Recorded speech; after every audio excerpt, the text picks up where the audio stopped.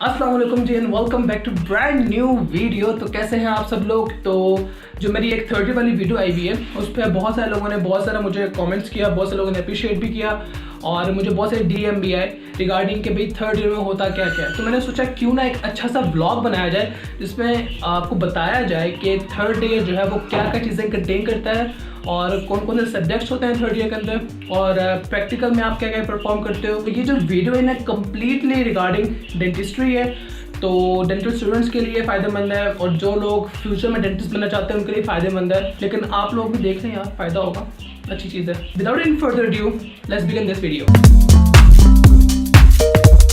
अगर हम लोग थर्ड ईयर को डिवाइड करते हैं दो पार्ट्स के अंदर, तो ये जो चार होगी नहीं, दो पार्ट्स में अगर डिवाइड करते हैं हमारे पास, तो एक हमारे पास होगा थियोरेटिकल, एक हमारे पास होगा प्रैक्टिकल। तो अगर हम थियोरेटिकल को देखते हैं उसमें हमारे पास डिफरेंट सब्जेक्ट्स हैं, ठीक है। तो सबसे जो इम्पॉर्टेंट और क्रक्स है ना थर्ड ईयर का सब्जेक्ट्स के अंदर, वो हमारे पास है ओरल पैथोलॉजी, ओरल मेडिसिन, ठीक है, और पेरेंटोलॉजी, ठीक है। ओरल पैथोलॉजी और ओरल मेडिसिन तो मतलब मस्ट है और साल साल आपका एक सब्जेक्ट चलता है और काफ़ी हेल्पफुल है इन, मतलब अगर आप नॉलेज गेन करने के लिए आप पढ़ रहे हो उसको, तो काफ़ी ये हेल्पफुल है इस चीज़ के हवाले से। इसके अलावा वी हैव ऑपरेटिव डेंटिस्ट्री, ठीक है, और फिर हमारे पास होता है प्रोस्थोडोंटिक्स, ठीक है, और फिर हमारे पास जो क्लिनिकल सब्जेक्ट्स होते हैं रिगार्डिंग जो हम लोग बेसिक नॉलेज के लिए पढ़ते हैं, वो हमारे पास जनरल सर्जरी, जनरल मेडिसिन की बुक्स होती हैं।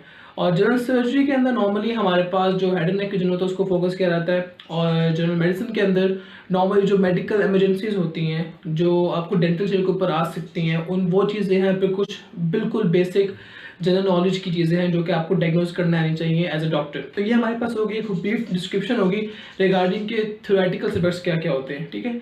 इसके अलावा हमारे पास आता है प्रैक्टिकल पार्ट, और सबसे इंपॉर्टेंट पार्ट प्रैक्टिकल पार्ट होता है। ऑब्वियसली बात है, जब तक आपको प्रैक्टिस नहीं होगी तो आप एक अच्छे डेंटिस्ट नहीं बन सकते। तो प्रैक्टिस के अंदर हमारे पास सबसे इंपॉर्टेंट चीज़ें क्या होती हैं। सबसे पहले हमारे पास चीज़ जो होती है वो हमारे पास 4 डिपार्टमेंट्स हैं इन थर्ड ईयर बीडीएस, ठीक है। सबसे पहला हमारे पास operative dentistry, then we have periodontology, and then we have prosthodontics, and then we have last जो कि ओरल सर्जरी आ जाता है। तो इसमें हमारे पास क्या होता है, अगर हम सर्जरी की बात करते हैं तो ओरल सर्जरी के अंदर हम लोगों ने कि इन्फिल्ट्रेट कैसे देना है, ब्लॉक कैसे देना है, और जो एक्सट्रैक्शन है उसके कुछ फ्यू स्टेप्स। लेकिन एज अ कोटा आप लोगों ने सिर्फ और सिर्फ जो है ना जो हमारी यूनिवर्सिटी है उसके अंदर बेसिकली फोकस कर रहता है कि ब्लॉक अच्छा लगाए और आप इन्फिल्ट्रेट अच्छे तरीके से दें, और आपको नॉर्मल मैंडिबल और मैक्सिला के जो लैंडमार्क्स है ना और ओपीजी वगैरह देखना आपको आना चाहिए। बेसिक चीज़ें ये हैं।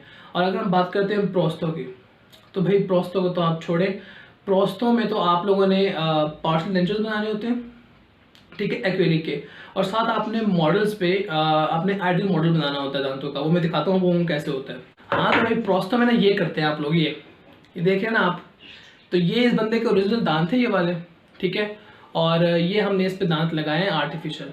अब नॉर्मली ये इसका क्या होता है, नॉर्मली अगर ये अब देखें ना आइडियल, तो इसके दांत लगे हुए ये सामने वाले, ठीक है, और इस पर भी अच्छी खासी फिनिशिंग वगैरह रहती है जो मैंने करनी है। लेकिन ये फिनिशिंग हुई भी थी, लेकिन ये पर है ना काफ़ी देर से इस वजह से थोड़ा सा ख़राब हो गया। लेकिन ये नॉर्मली शाइन करता है सारा और ये अंदर से पूरा स्मूथ होता है।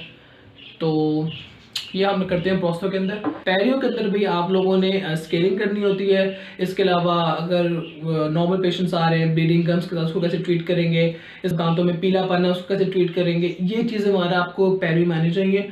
तो आप मल्टीपल हम लोगों को ना इसमें मैनुअल स्केलिंग करनी पड़ती हैं और दैट्स हार्ड टू डू। जो डिपार्टमेंट होता है वो नॉर्मली हमारे पास होता है, कौन सा रह गया, ऑपरेटिव। ऑपरेटिव के अंदर हम लोगों ने क्या करना होता है, नॉर्मली थर्ड ईयर के अंदर आप लोगों को फिलिंग करनी आनी चाहिए। कॉम्पोजिट भी हो सकती है, एमलगम भी हो सकती है, और रबर डैम एप्लीकेशन आप अगर कर सकते हैं दैट्स गुड। इसके अलावा आपको नॉर्मल बाइटिंग वीडियोग्राफ क्या होता है, तो ये कम्प्लीटली जो डेंटल स्टूडेंट्स हैं उनके लिए वीडियो, ऑब्वियसली बात में टर्म यूज़ करूँ जो कि पता होना चाहिए एक डेंटल स्टूडेंट को थर्ड ईयर के लेवल के ऊपर। तो ये एक सारा ओवरऑल ना एक अगर हम उसको प्रिसाइज कर दें तो ये ओवरऑल हमारे पास थर्ड ईयर था। इसके अलावा मेरे पास कुछ मेमोरीज हैं प्रोस्थो डिपार्टमेंट्स की हैं, चूँकि प्रोस्थो डिपार्टमेंट्स थोड़ा सा बोरियत का होता है और उसमें एक लैब में काम करना होता है, आपको वैक्स पैटर्न बनाना होता है, टूथ सेटअप करना होता है, तो वो अच्छा खासा ख्वारी वाला काम होता है जो कि हम लोग नॉर्मली समझते हैं इस चीज़ को। तो मेरे पास उसकी कुछ क्लिप्स हैं, तो वो क्लिप्स भी शेयर कर देते हैं आप लोगों के साथ। तो बस ओवरऑल ये वीडियो यही थी बेसिकली। अब if you have any question regarding any subject, क्योंकि मैंने बहुत ऊपर से आप लोगों को इसका नॉलेज दिया है, तो अगर कोई भी कंफ्यूजन है रिगार्डिंग एनीथिंग तो यू कैन DM मी, और नीचे इंस्टाग्राम पे है सब कुछ। तो फिर आप लोग क्लिप्स एंजॉय करें। आप लोगों से मिलते हैं नेक्स्ट वीडियो में। बहुत शॉर्ट वीडियो था to just let you guys know about the third year. So if you have any question regarding this, ask me. ठीक है, तब तक अपना ख्याल रखिएगा। अल्लाह हाफ़िज़।